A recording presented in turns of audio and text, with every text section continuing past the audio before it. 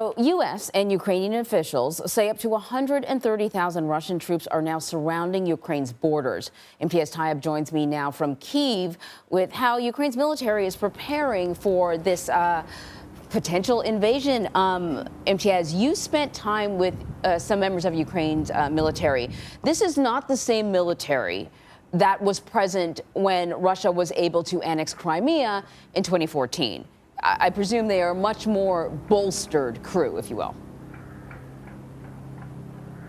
Hey, Anne-Marie, good to talk to you. Yeah, the Ukraine military finds itself in a very sort of curious situation. On the one hand, they're very concerned about what's happening along three of their borders. You have, all of these Russian troops, all of this Russian weaponry.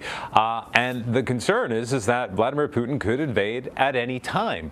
But they also want to make it clear that, or rather, they also don't want to do anything that could trigger something like that. So what we've been hearing from military sources is that most of their soldiers, most of their hardware is still at their bases. They haven't actually been deployed anywhere. Now, in saying that, we have seen some military exercises by the Ukrainian military.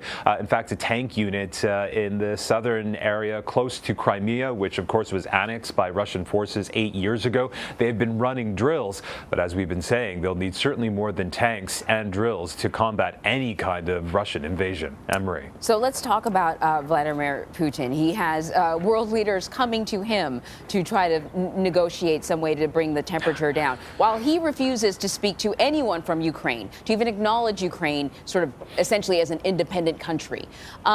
Emmanuel Macron, the French president, met with Vladimir Putin. What do we know about that conversation? Yeah, it's such an extraordinary thing. I mean, in some ways, Vladimir Putin has what he wants. He has the world's attention. He has global leaders doing shuttle diplomacy, trying to address his security needs. Now, as you mentioned, the French President Emmanuel Macron was in Moscow just yesterday.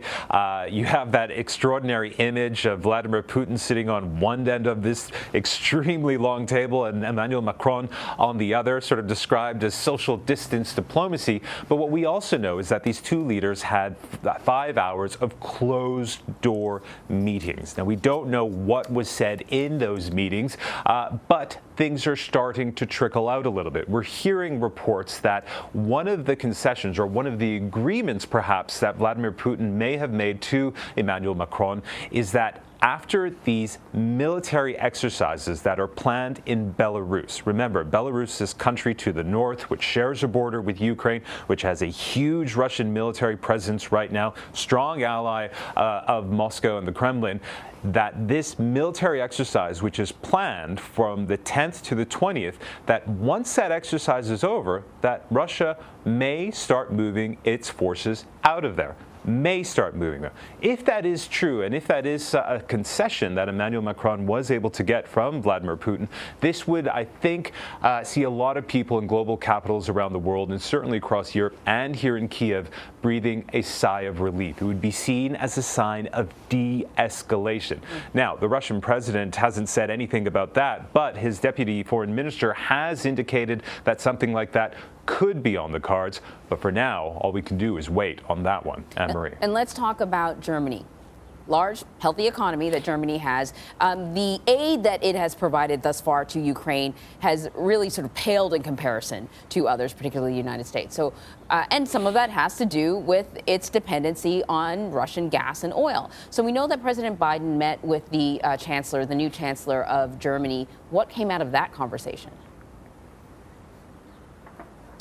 Yeah, very interesting. And you kind of really illustrate the pickle, if you will, that Germany finds itself in. Of course, it's part of NATO. Of course, it is the most powerful economy here in Europe. Some would argue even the most powerful country here in Europe.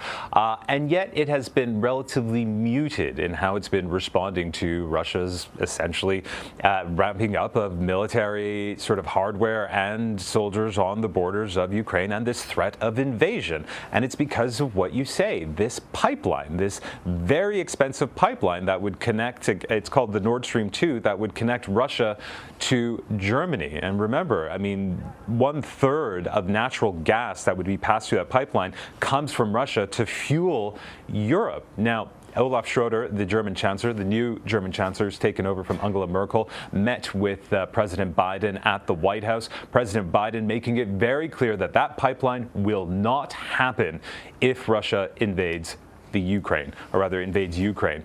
But Mr. Scholz was a bit more muted when it came to that, saying that, essentially it was something that would be discussed. But again, President Biden making it very clear that that pipeline would not happen. Now, to answer very quickly the question of the kind of aid Germany has been offering Ukraine, Mr. Scholz has been giving media interviews in the U.S. where he stressed that that Germany gives the most money to this country. It says it's given over $2 billion in support to the Ukrainian government. That, of course, dwarfs the kind of support that the U.S. offers it, saying that it is an ally of this country. But the bottom line is this, is that essentially that Germany finds itself in a very tricky situation as it tries to navigate this very tense situation. Yeah, it's such a good point. Imtiaz, thank you so much.